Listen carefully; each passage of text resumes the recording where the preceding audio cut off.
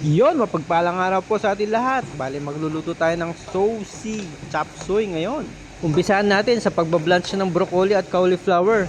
Tapos, i-sear natin yung hipon natin. Tapos, i-set aside lang natin. Tapos, magigisa tayo ng bawang at sibuyas.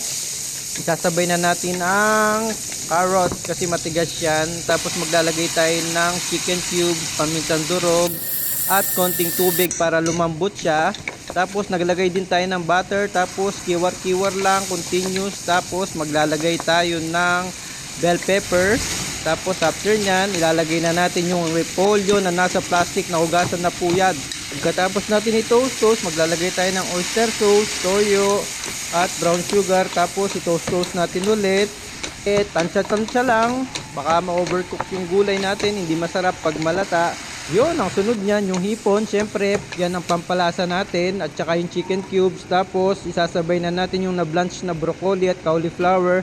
Tapos, nag-add ako ng toyo kasi walang lasa, at slurry, pampalapot ng gravy natin. Ayan. At continuous kiwar-kiwar lang hanggang matapos dahil luto na lahat yan. Yun, maraming salamat po sa inyo. Sana may natutunan po kayo. Ingat po kayo parate. Paalam!